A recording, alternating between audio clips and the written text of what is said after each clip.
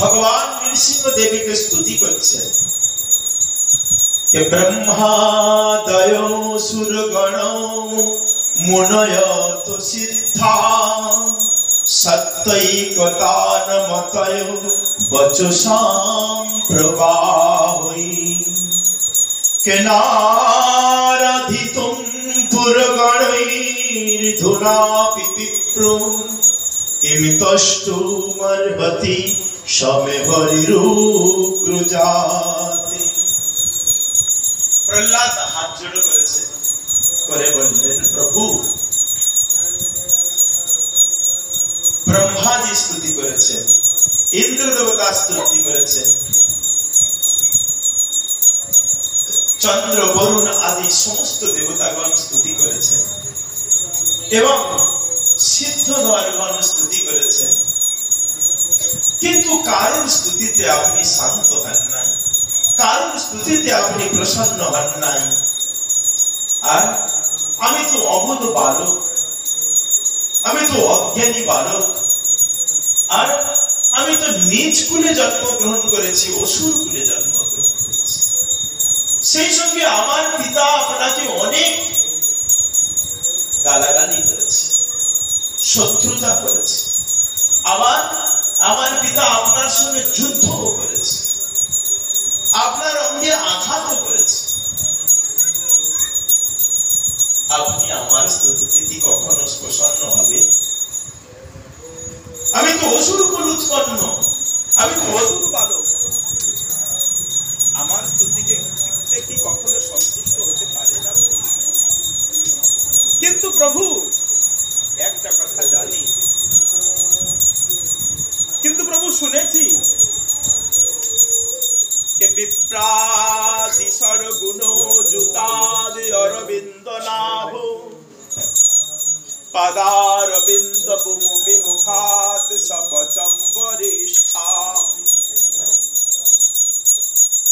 কে মন্যে তদর্পিত বচনে হিতার্থ প্রাণান পুনাতি নকুলম নতু পুরিমান। দ্বাদশ গুণ বিশিষ্ট ব্রাহ্মণ, ব্রাহ্মণের কটা গুণ হয়?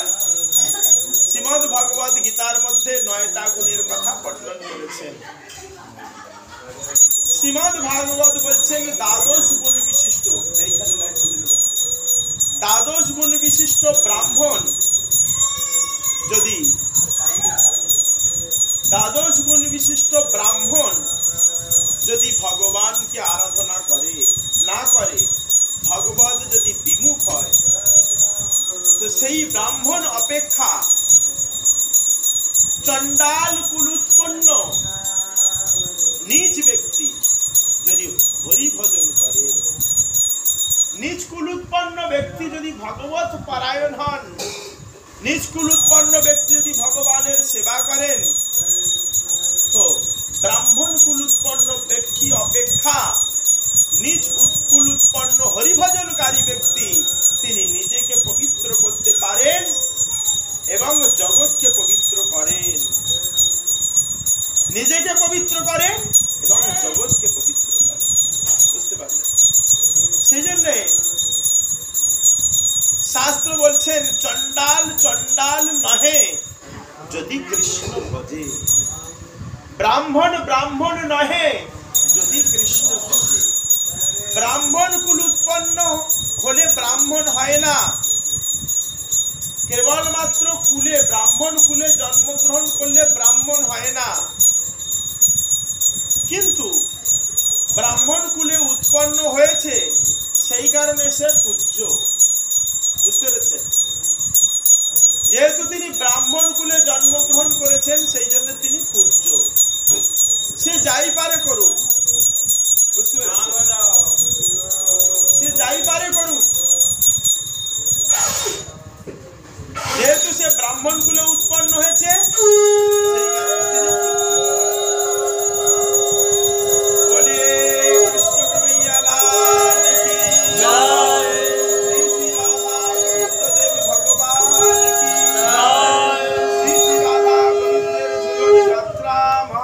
महोत्सव की जय। आज के आनंद की जय। जय जय जय श्री राधे श्याम। ব্রাহ্মণ সদা পূজ্য, মনে রাখবেন। আজ আমরা বৈষ্ণব হয়েছি বলে ব্রাহ্মণকে অনাদর করব তা নয়, কিন্তু অত্রি ঋষি বর্ণন করেছেন, সংহিতার মধ্যে রয়েছে ব্রাহ্মণ সর্বপূজ্য। বুঝতে পেরেছেন? সে যাই পারক করুক, আমরা বিচার করতে যাব না। বুঝতে পারলেন? আমাদের বিচার করার ক্ষমতা নাই, বিচার করার মালিক বসে রয়েছে, তিনি বিচার করবেন। বুঝতে পেরেছেন? এই সংসারে প্রত্যেক জীবকে আমরা প্রণাম করব। ব্রাহ্মণ তো পূজ্য, কেন? ভূদেব। ব্রাহ্মণ তো পূজ্য, তো আমাদের তো পূজা করতেই হবে, প্রণাম করতেই হবে। সেই সঙ্গে কেবল ব্রাহ্মণ বলে পূজা করব, প্রণাম করব তা নয়, কিন্তু ভগবানের যত প্রকারের জীব রয়েছে, সৃষ্ট জীব, সবাইকে দণ্ডবোধ করার কথা শাস্ত্রে বলেছে। ভাগবতম দ্বাদশ স্কন্ধের মধ্যে বর্ণন করেছেন, চণ্ডাল কুলুৎপন্ন ব্যক্তি অর্থাৎ কুকুরের মাংস খায়, তিনিও পূজ্য, তাকেও প্রণাম করতে হবে। কেন প্রণাম করব? না, তার হৃদয়ে গোবিন্দ বসে আছে, তার হৃদয়ে গোবিন্দ বসে আছে, সেই জন্য তাকে প্রণাম করব। গাধা তাকে প্রণাম করব, কুকুর তাকে প্রণাম করব, গোমাতা তাকে প্রণাম করব, হাতি তাকে প্রণাম করব, ব্রাহ্মণ তাকে প্রণাম করব, বৈষ্ণব তাকেও প্রণাম করব, যাকে দর্শন পাবো তাকে প্রণাম করব। এই সে বৈষ্ণব ধর্ম, সবারে প্রণতি। বুঝতে পারলেন? প্রত্যেক জীবকে প্রণাম করতে হবে। কেবলমাত্র মন্দিরের গর্ভগৃহে যে ভগবান বসে আছে প্রতিমা, তাকে খুব আদরপূর্বক সেবা শুশ্রূষা করব, কিন্তু ভগবানের সৃষ্ট জীবকে আমরা অনাদর করব, তাহলে কিন্তু ও আমার পূজাটা ভগবান স্বীকার করবেন না। একথা ভাগবতম তৃতীয় স্কন্ধের মধ্যে কপিলদেব ভগবান মাতা দেবহূতিকে বলছেন, অহম সর্বেষু ভূতেষু ভূতাত্মবস্থিতঃ। অর্থাৎ ভগবান বললেন, মা, আমি প্রত্যেক জীবের হৃদয়ের মধ্যে নিবাস করি, কিন্তু আমার সৃষ্ট জীবকে অনাদর করে কেবলমাত্র আমার শিবিগ্রহকে সেবা পূজা করেন, তাহলে তার সেবা পূজাটা ভস্মন্নেব জুহতি। শাস্ত্র বলছে, কি বলছে? ভস্মন্নেব জুহতি, অর্থাৎ ভস্মতে ঘি আহুতি দেওয়া। যেমন ভস্মতে আহুতি দিলে কোনো ফল লাভ হবে না, তেমন অর্থাৎ এ সংসারে যত জীব আছে, সে কি করছে না করছে দেখবো না। কুকুরের কি আচরণ আছে? ভাগবতম দ্বাদশ স্কন্ধে বলছে, প্রণমেদ দণ্ডবদ ভূমা বাশ্চাণ্ডাল গোখরম। ভূমা বাশ্চাণ্ডাল গোখরম, প্রণমেদ দণ্ডবদ, অর্থাৎ হাত জোড়ো করে নয়, দণ্ডবত প্রণাম করার কথা বললেন। আমরা কি করি? করি না, না? কিন্তু যতদিন পর্যন্ত এই ভাব আমাদের হৃদয়ে উদিত না হচ্ছে, ততদিন পর্যন্ত কি করতে হবে? তাবৎ কর্মাণি করিবিত, ততদিন পর্যন্ত ভগবত সেবা, বৈষ্ণব সেবা, গুরু বৈষ্ণবের সেবা শুশ্রূষা করতে হবে। যতদিন পর্যন্ত এই ভাব না হচ্ছে, বুঝতে পেরেছেন, ততদিন পর্যন্ত এই সংসার থেকে মুক্তি নাই। কেন? না, তোমার মধ্যে এখনো পর্যন্ত ভেদ ভাব রয়েছে, ভেদ বিচার রয়েছে। যতটুকু শ্রদ্ধা নিয়ে ভগবানকে আরাধনা করবো, ততটুকু শ্রদ্ধা নিয়ে গুরুদেবকে আরাধনা করবো, ততটুকু শ্রদ্ধা নিয়ে বৈষ্ণব ঠাকুরকে আরাধনা করব, তার যদি এক রঞ্চ কম হয়, তাহলে তোমার ভক্তিতে বিঘ্ন আসবে। জগৎগুরু প্রভুপাদ তার আর্টিকেলের মধ্যে বর্ণন করেছে। বুঝতে পেরেছেন? তো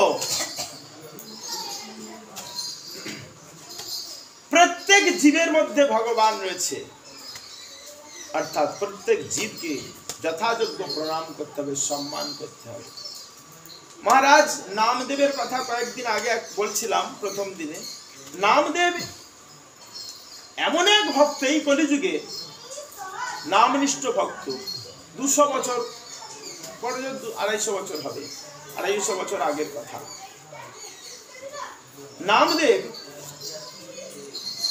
এমন ভাবে সেবা করতেন গোবিন্দের, তার সেবা পরীক্ষা নেওয়ার জন্য স্বয়ং ভগবান ব্রাহ্মণ রূপ ধারণ করে আসছেন। প্রথম দিন বলেছি, আজ আরেকটা কথা বলছি। নামদেব তিনি নিজ হস্তে ভগবানের জন্য রুটি বানিয়েছেন, নিজ হস্তে রুটি বানিয়েছেন, বানিয়ে চাকলার বেলুন বাড়ি, ওইটা বলা হয় না, চাকলা বলে তো, ওটা ধুতে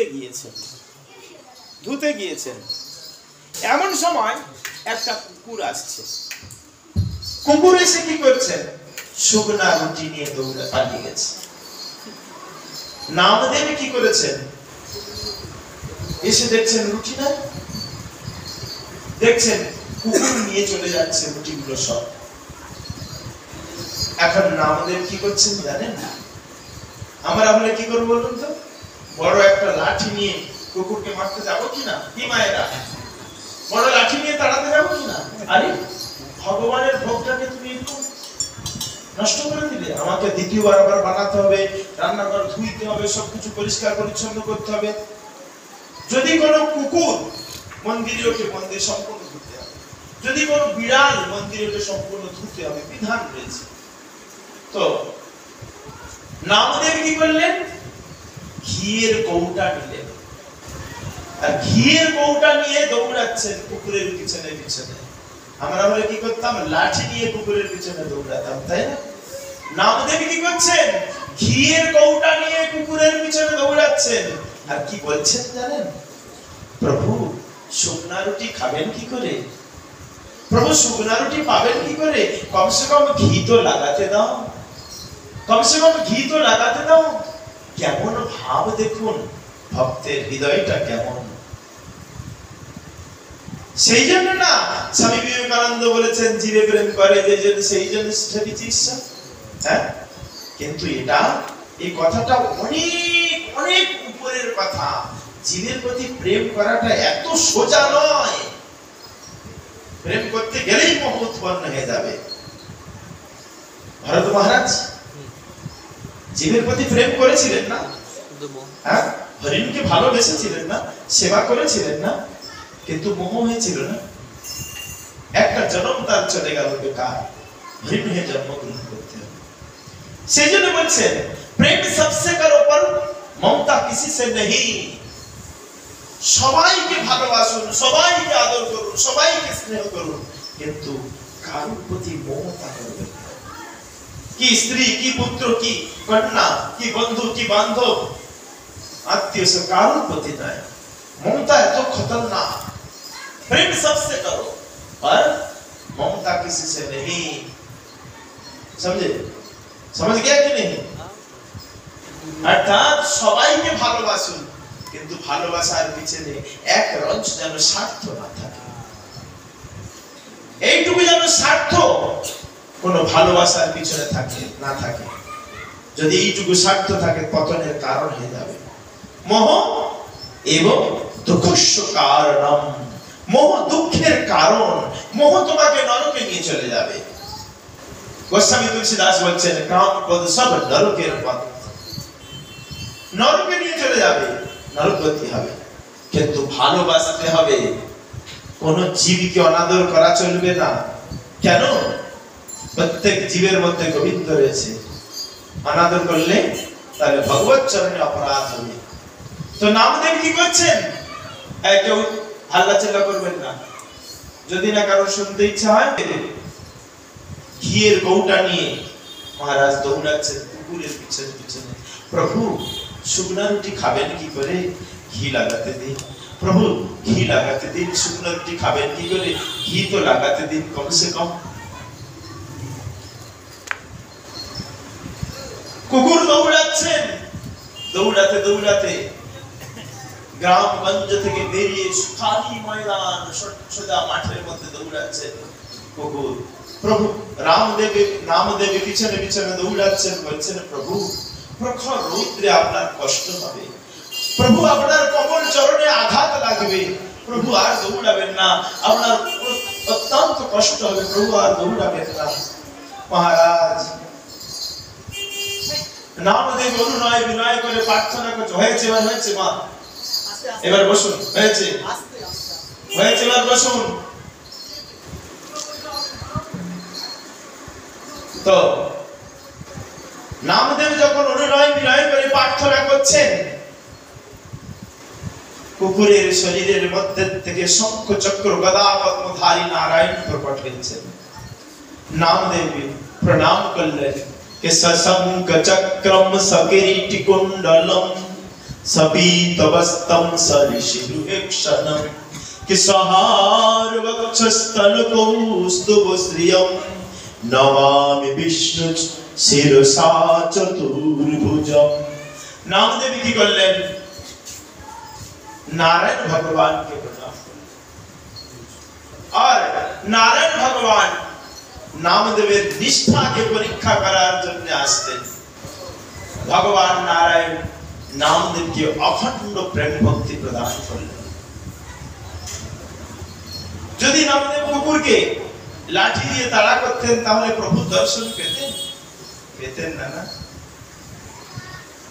এই কলিযুগের আরেক ভক্তের কথা বলছি, একনাথজি মহারাজ। বেশি দিনের কথা নয়, মহারাষ্ট্রের এক সাধু। তিনি পদব্রজে গিয়েছেন গঙ্গোত্রীতে, গঙ্গা জল নিতে। যেমন আপনাদের দেশের ছেলেরা কোথায় যায়, তারকেশ্বরে যায় না, শিব ঠাকুরকে স্নান করানোর জন্য, অভিষেক করানোর জন্য জল নিয়ে। কোথা থেকে জল নেয়? দীঘা থেকে গঙ্গা জল নিয়ে যান, তাই তো? তো একনাথজি মহারাজ পায়ে হেঁটে গঙ্গোত্রীতে গিয়েছেন, জল নিয়ে আসছেন। কাকে স্নান করাবেন? রামেশ্বর ভগবান। চিন্তা করুন, রামেশ্বর কোথায় আর গঙ্গোত্রী কোথায়? উত্তর ভারত আর দক্ষিণ ভারত। দক্ষিণ ভারতে রামেশ্বর ভগবানের মন্দির, আর উত্তর ভারতে গঙ্গোত্রী, পাহাড় পর্বত। পায়ে হেঁটে চলেছেন, সেখান থেকে জল নিয়ে ধীরে ধীরে ধীরে ধীরে পৌঁছেছেন কোথায়? রামেশ্বর। রামেশ্বর শঙ্কর ভগবানের মন্দিরে পৌঁছাতে আর বাস 1-1.5 কিলোমিটার মতো বাকি রয়েছে। জঙ্গলের মধ্যে দিয়ে ধীরে ধীরে ধীরে ধীরে চলছে। প্রখর রৌদ্রের মধ্যে এক গাধা ছটপট ছটপট ছটপট ছটপট করছে। সম্মুখে দেখছেন গঙ্গোত্রী থেকে জল নিয়ে আসছেন, নিজের পিপাসা পেয়েছে। একদিন নয়, 2 দিন নয়, 6 মাস লাগছে পদব্রজে যাত্রা করতে। কিন্তু কমণ্ডলুতে জল রয়েছে, সে জল কিন্তু নিজের কাজে লাগান নাই, খরচা করেন নাই। কি কারণে? না, নামে রামেশ্বর ভগবানকে স্নান করাবেন এই অভিপ্রায়ে জল নিয়ে আসছেন। হাতে জল রয়েছে, সামনে গাধা ছটফট ছটফট করছে। একনাথজি মহারাজ ভগবানের কাছে প্রার্থনা করছেন, হে রামেশ্বর ভগবান, তোমার কি বিচিত্র লীলা, তোমার কি পরীক্ষা। আমি যে গঙ্গোত্রী থেকে জল নিয়ে আসছি তোমাকে স্নান করানোর জন্য, তোমাকে অভিষেক করানোর জন্য, আর আজ তুমি একই পরীক্ষা নিচ্ছ। হে প্রভু, তুমি তো এই গাধার হৃদয়ের মধ্যে নিবাস করো, তুমি তো এই গাধার হৃদয়ে নিবাস করো। যেমন তুমি মন্দিরে নিবাস করো, তেমন তো তুমি গাধারও হৃদয়ে নিবাস করো। তাহলে যদি তুমি প্রত্যেক জীবের হৃদয়ের মধ্যে নিবাস করে থাকো, তাহলে তুমি এক কাজ করো, আমি এই জল এই গাধাকে পান করাচ্ছি। গাধার হৃদয় থেকে, গাধার শরীরের মধ্যে থেকে তুমি গ্রহণ করে নিও। গাধাকে প্রণাম করলেন একনাথজি মহারাজ। প্রণাম করে কি করলেন? গাধার মুখে কমণ্ডলের জল ঢেলে দিলেন। আর গাধার শরীর থেকে রামেশ্বর ভগবান প্রকট হয়ে গেছে। বলি রামেশ্বর ভগবান কি। বুঝতে পারলেন? তো প্রত্যেক জীবের মধ্যে ভগবান রয়েছে, সেই কারণে আমরা কি করব? সবাইকে দণ্ডবত প্রণাম করব। কি কুকুর, ছাগল, কি গাধা, যাকে পাবো তাকে। এই ভাব যখন আমাদের হৃদয়ের মধ্যে উদিত হবে, তখন প্রত্যেক ধূলিকণার মধ্যে, প্রত্যেক জীবের মধ্যে আমরা ভগবান দর্শন করতে পারবো। যতক্ষণ পর্যন্ত এই ভাব না উদয় হচ্ছে, ততদিন পর্যন্ত আমাদের কি করতে হবে? সাধু সেবা, বৈষ্ণব সেবা, গুরু সেবা, অতিথি সেবা এবং ভগবত সেবা, বৈষ্ণব সেবা এইসব করতে হবে। এইসব করতে করতে করতে করতে সেই ভাবটা আমাদের হৃদয়ে জাগ্রত হবে। বুঝতে পারলেন?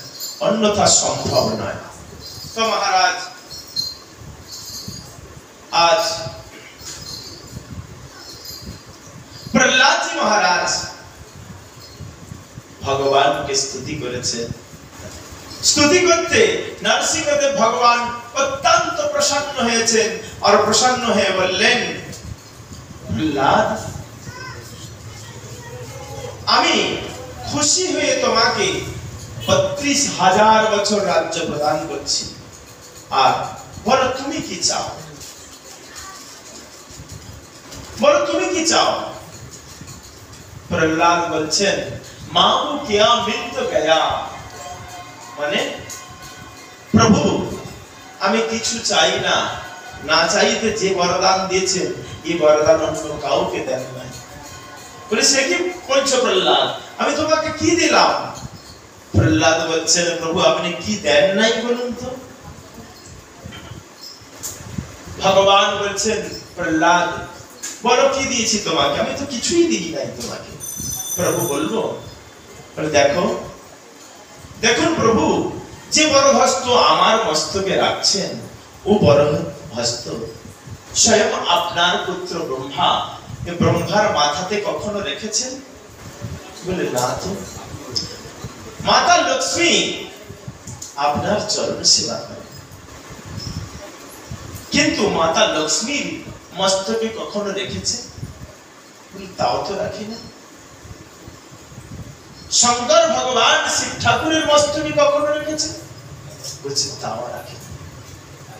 অতএব প্রভু, যে বরদান আমাকে দিয়েছেন ও বরদান আপনি কাউকে দেন নাই। অতএব প্রভু, আমি কিছু চাই না। কিন্তু যদি কোনো ব্যক্তি ভজনের বিনিময়ে যদি ভগবানের থেকে কিছু প্রার্থনা করে, তাকে ভক্ত বলা হবে না, তাকে কি বলা হবে? বণিক, ব্যাপারী বলা হবে। অর্থাৎ প্রভু, আমার তো কোনো ভজন নাই, কোনো সাধন নাই, কিছু নাই প্রভু, আমি আর কি চাইবো? হ্যাঁ প্রভু, যদি আপনি দিতে চান তো একটা বরদান দিন, একটা বরদান দিন। মানে কি বরদান চাও বলো? প্রহ্লাদ বললেন, প্রভু আমার বাবা আপনার চরণে অনেক অনেক অপরাধ করেছে, অনেক পাপ কর্ম করেছে, আপনাকে গালাগালি দিয়েছে, আপনার সঙ্গে বিদ্বেষ করেছে, আপনার সঙ্গে যুদ্ধ করেছে। প্রভু আমি পুত্র তো, আপনি কৃপা করে আমার পিতাকে ক্ষমা করে দিন। আমার পিতার দোষগুণ ভুলে যান আপনি, ভুলে গিয়ে আমার পিতাকে আপনি উদ্ধার করে দিন, আমার পিতাকে মুক্তি প্রদান করুন। ভগবান বললেন, প্রহ্লাদ তুমি যেই কুলে জন্মগ্রহণ করেছো, সেই কুলের উদ্ধারের বাকি আছে। তোমার ন্যায় ভক্ত যেই কুলে জন্মগ্রহণ করে, সেই কুল অতি পবিত্র হয়ে যায়। আরে প্রহ্লাদ, তুমি কি বলবে তোমার পিতার উদ্ধারের কথা? তোমার বলার পূর্বে তোমার পিতার নয়, তোমার পিতার পিতার অর্থাৎ 21 কুল উদ্ধার করে দিয়েছি, 21 কুল উদ্ধার করে দিয়েছি। মহারাজ পুরাণ শাস্ত্রতে বলছেন কে কুলম পবিত্রম জননী কৃতার্থা বসুন্ধরা বা বসতিশ্চ ধন্যা नित्यन्ति सर्गे पितरपि तेषां जेषां कुले वैष्णव नामधेयम्। যে কুলে যে ঘরেতে একজন বৈষ্ণবের জন্ম হয় সেই কুল পবিত্র হয়, সে মা পবিত্র হন, কৃতার্থ হন, সে পৃথিবী ধন্য হয়, সে পৃথিবী সে বসতি ধন্য হয়। আর স্বর্গেতে নৃত্য করেন পূর্বপুরুষগণ, পিতৃপুরুষগণ, তারা নৃত্য করেন আনন্দেতে। বুঝতে পারছেন? একজন যদি বৈষ্ণব জন্মগ্রহণ করে, অতএব ভগবান প্রহ্লাদ মহারাজকে অখণ্ড ভক্তি প্রদান করলেন। আর প্রহ্লাদ স্মরণ ভক্তির আচার্য। নবদা ভক্তি রয়েছে, শ্রবণ কীর্তন স্মরণ বন্দন আদি 9 প্রকার ভক্তি বেদব্যাস ভগবান শ্রীমদ্ ভাগবতের মধ্যে বর্ণন করেছেন। আর এই কথা প্রহ্লাদ স্বয়ং পিতা হিরণ্যকশ্যপকে শ্রবণ করিয়েছেন। কিন্তু একটা বিষয় বলি, এই যে 9 প্রকার ভক্তির কথা বর্ণন করেছেন এবং আমরা চেষ্টা করি 9 প্রকার ভক্তির অঙ্গকে যাজন করা, শ্রবণ করার, কীর্তন করার, স্মরণ করার আদি আদি করেও থাকি যতটুকু সামর্থ্য অনুসারে। কিন্তু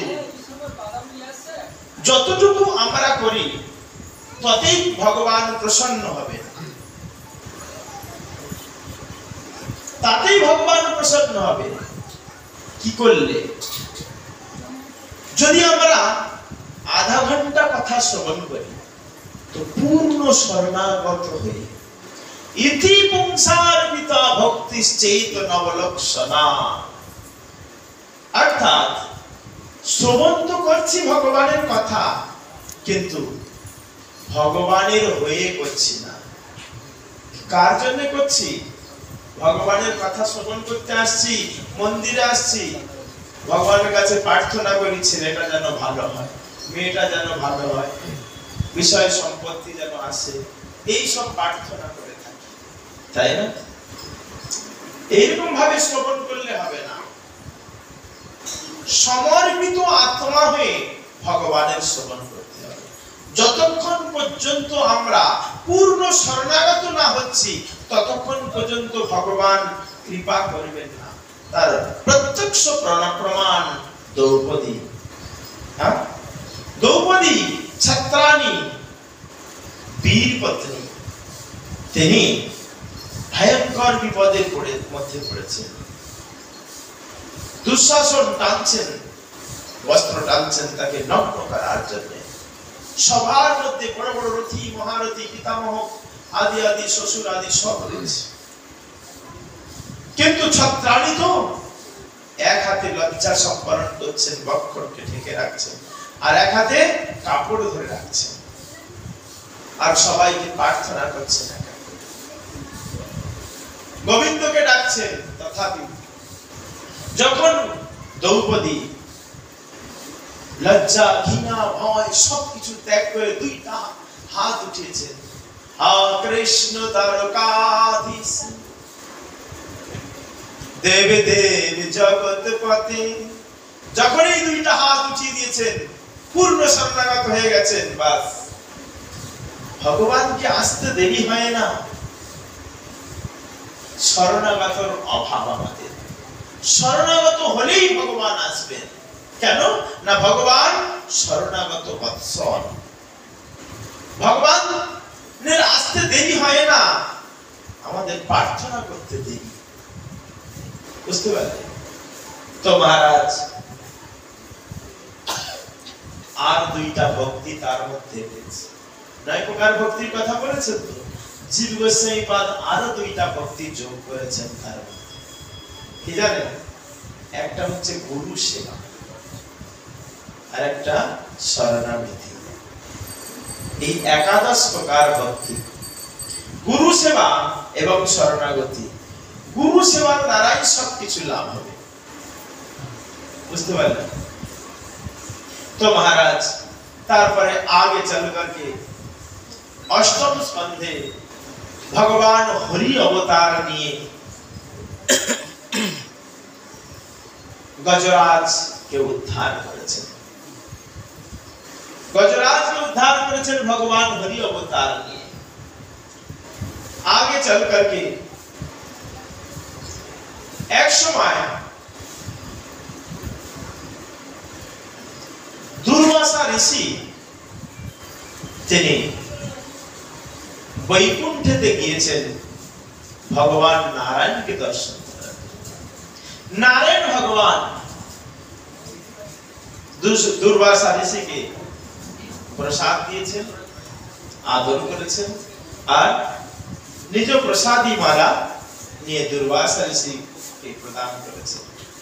দুর্বাসা ঋষি भगवान नारायण के प्रणाम করেছেন, আর প্রণাম করে ধীরে ধীরে ধীরে ধীরে ধীরে বৈকুণ্ঠ থেকে স্বর্গের লোক হয়ে আসছেন।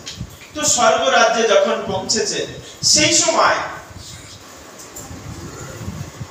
মহারাজ স্বর্গেতে ইন্দ্র দেবতার দরবারেতে গিয়েছেন। ইন্দ্র দেবতা কে যথাযোগ্য সম্মান জানিয়ে দুর্বাসা ঋষি তার গলার প্রসাদী মালা নিয়ে ইন্দ্র দেবতার গলাতে প্রদান করেছে। ইন্দ্র দেবতা এই প্রসাদী মালাকে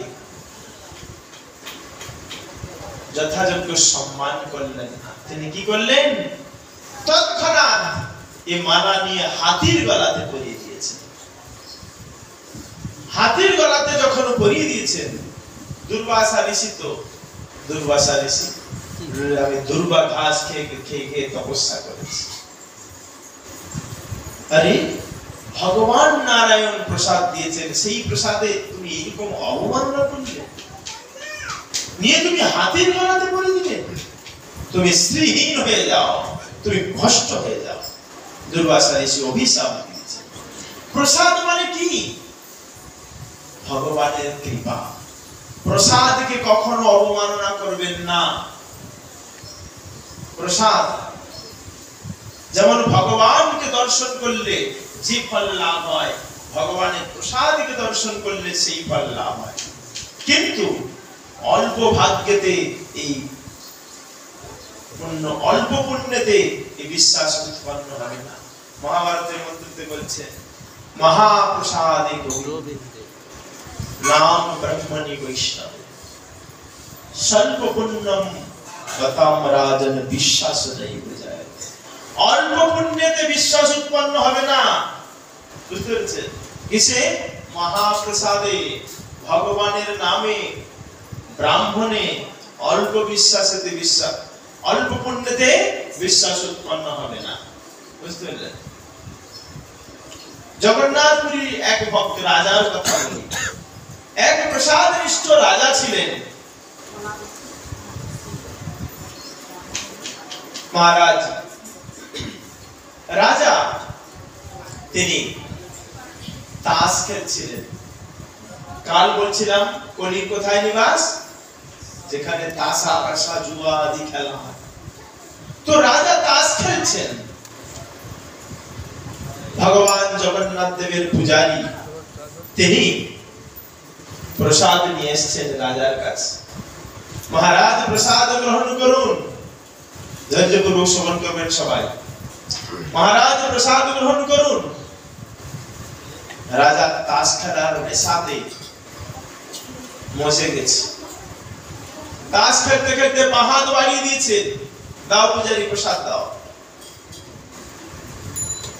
পূজারী মনে খুব ক্ষুণ্ণ হলেন। আরে ব্রহ্মাদি দেবতাদের দুর্লভ যে প্রসাদ, যে প্রসাদের জন্য ব্রহ্মাদি দেবতাগণ লালায়িত, আর সেই প্রসাদকে এরকম অবমাননা বাহাত দিয়ে, না না। কিন্তু রাজা তাস খেলছিলেন।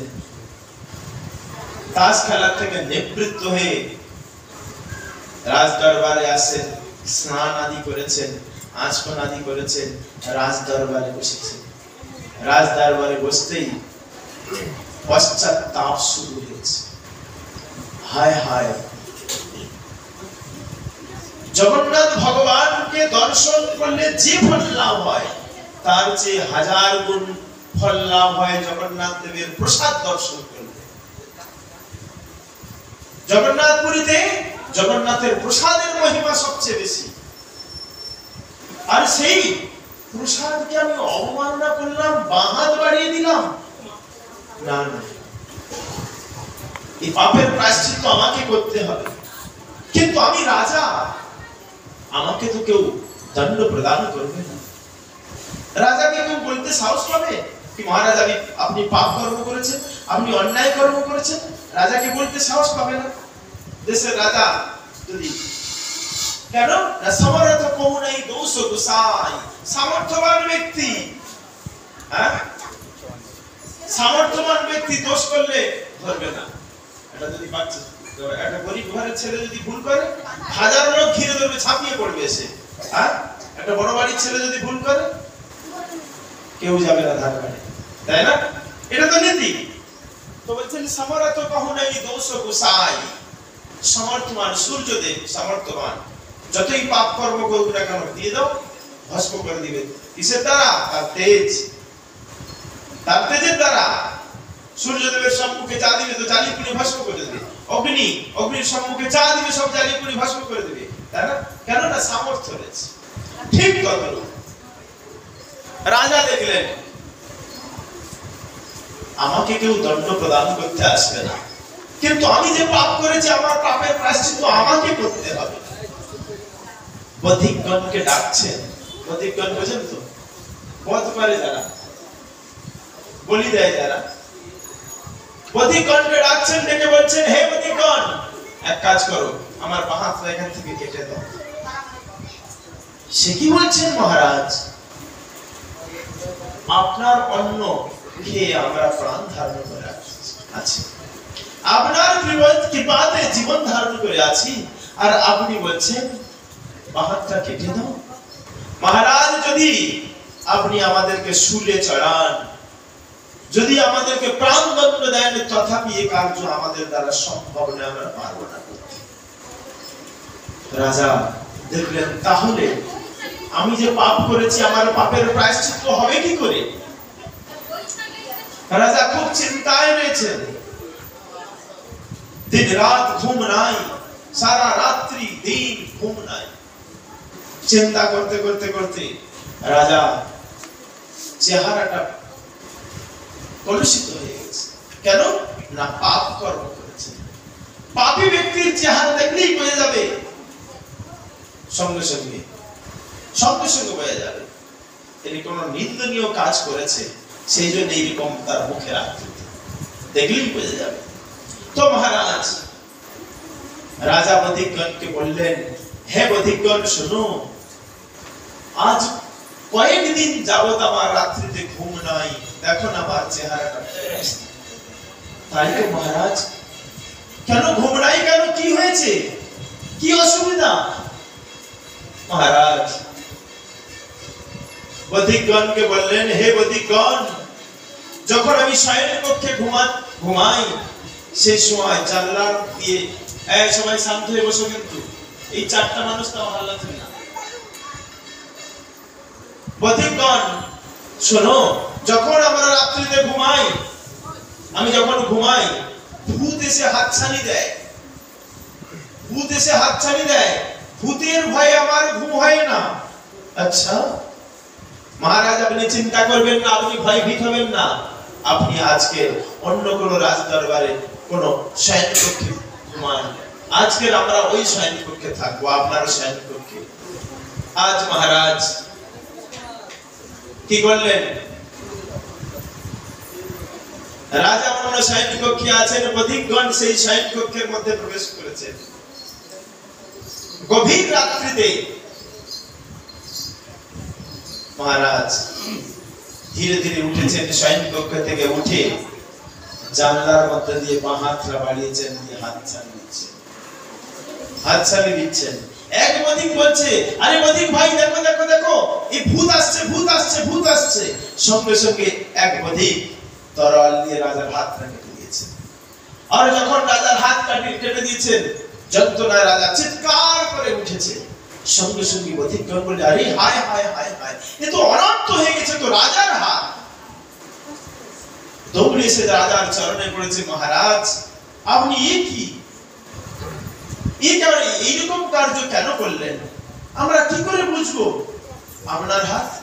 আমরা তো ভূতের হাত ভেবে হাত কেটে দিয়েছি। মহারাজ আমাদেরকে ক্ষমা করে দিন, আমাদেরকে ক্ষমা করে দিন। রাজা বধিকগণকে বললেন, বধিকগণ তোমাদের কোনো দোষ নাই, পাপ করেছি আমি, তো পাপের প্রায়শ্চিত্ত তো আমাকে করতে হবে, সেই কারণে কার্য আমি স্বয়ং করেছি। আজ আমি আমার নিজের পাপের প্রায়শ্চিত্ত করেছি। জগন্নাথ ভগবান রাজার নিষ্ঠা দেখে কে আজ পূজারীকে বললেন, পূজারী যাও তুমি রাজাকে প্রসাদ দিয়েছো, রাজাকে প্রসাদ দিয়েছো। এতদিন পূজারী রাজাকে প্রসাদ দেয় নাই কেন? না অবজ্ঞা করেছে, প্রসাদকে অপমাননা করেছে, সেই কারণে। আজ পূজারী প্রসাদ নিয়ে এসেছেন, এসে বলছেন, মহারাজ প্রসাদ গ্রহণ করুন। যখনই এই কথা বলেছেন, রাজা আজ অতি বিনম্র চিত্তে দুইটা হাত বাড়িয়েছেন। দুইটা হাত আছে, আর একটা হাত তো কাটা, তাহলে দুইটা হাত কি করে বাড়াবেন? তো কাটা হাতটা এখানে এই পর্যন্ত আসছে, তো এখানে লাগিয়েছেন, লাগে দাও পূজারী আমাকে প্রসাদ দাও। যখনই এই কথা বলেছেন, সঙ্গে সঙ্গে বাঁ হাতটা আগের ন্যায় পুনরায় জুড়ে গেছে, পুনরায় নতুন হাত লাভ করলেন। সেই জন্যে কোন মহাজনকে, কোন মহান ব্যক্তিকে জল দিবেন তো এক হাতে নয়, কোন মহান ব্যক্তিকে প্রসাদ দিবেন, কিছু দিবেন তো দুই হাতে। একটা হাত এইখানে রাখবেন, তারা তো দুই হাতে, বুঝতে পেরেছেন? এক হাতে নয়। কোন মহান ব্যক্তিকে এক হাতে নয়, জলের গ্লাস দিবেন জল পান করানোর জন্য, তো দুই হাত, এক হাতে ধরবেন, এইখানে এক হাতে রাখবেন, দুই হাত লাগাবেন। রাজা যখনই এখানে হাত রাখছেন, সঙ্গে সঙ্গে জগন্নাথের কৃপাতে সুন্দর হাত পেয়েছেন। জগন্নাথ দেব এর কৃপা লাভ করলেন। আজ জগন্নাথ দেবের একটা ফুলের বাগান আছে। মালিকে ডাকলেন, মালি শুনো শুনো, ওই যে রাজার হাতটা কেটে গেছিল না, কেটে গেছে না, বধিকেরা কেটে দিয়েছিল, ওই হাতটা নিয়ে আমার বাগানে পুঁতে দাও, আমার বাগানে লাগিয়ে দাও, আর প্রত্যেকদিন জল দিবে। মালি অবাক হয়ে গেছে, বাগানে তো ফুলের গাছ লাগানো হয়, কাটা হাতে লাগালে কি গাছ হবে? চিন্তা করো। মালি কি করলেন? ভগবানের আদেশ, কাটা হাত নিয়ে লাগিয়ে দিয়েছে। প্রত্যেক দিন জল দেয়, কয়েকদিন পরে সুন্দর পাতা, সুন্দর ফুল আসছে। মালিকে বলছেন, মালিক ওই যে ফুল ফুটেছে না, ও ফুলটা আমার চরণে সমর্পণ। নিষ্ঠা হইতে উপজয় প্রেমের তরঙ্গ। বুঝতে পারলেন? কিসের নিষ্ঠা? প্রসাদে, প্রসাদের নিষ্ঠা হতে হবে। বুঝতে পেরেছেন? প্রসাদের নিষ্ঠা। সেই বৃক্ষের নাম কি জানেন? কাটা হাত থেকে যে বৃক্ষ হয়েছে তার নাম হচ্ছে দৌনা বৃক্ষ। আর সেই দৌনা ফুল দিয়ে জগন্নাথের সেবা হয়। তো প্রসাদকে কখনো অবমাননা করবেন না। এক মাতা কয়েকদিন আগে আমাকে জিজ্ঞাসা করছিলেন যে শিব ঠাকুরের প্রসাদ পাওয়া যাবে? শিব ঠাকুর বৈষ্ণব, যদি কোনো বৈষ্ণব শিব ঠাকুরকে পূজা করেন, শিব ঠাকুরকে ভোগ নিবেদন করেন, তাহলে ও প্রসাদ গ্রহণ করা যাবে। কারণ কি? ভক্তি সিদ্ধান্ত সরস্বতী গোস্বামী প্রভুপাদের মন্দিরে, প্রতিষ্ঠিত মন্দিরেতে শিব মন্দির রয়েছে। এলাহাবাদ প্রয়াগরাজেতে শিব মন্দির রয়েছে, পাটনাতে শিব মন্দির রয়েছে, কলকাতা মাঠে, বাগবাজার কলকাতা মাঠে শিব ঠাকুর রয়েছে, কয়েক জায়গাতে শিব ঠাকুর রয়েছে। তো মায়াপুর যোগপুর ধামেতে শিব ঠাকুর রয়েছে। যদি কোনো বৈষ্ণব পূজা করে তখন সে শিব ঠাকুরের প্রসাদ পাওয়া যাবে, কিন্তু যদি কোনো অবৈষ্ণব পূজা করে বা কোনো অবৈষ্ণব ব্রাহ্মণ যদি পূজা করে তাহলে কি করবে? প্রসাদ দিলে প্রসাদ দিলে অবশ্যই নেবেন, হাত পেতে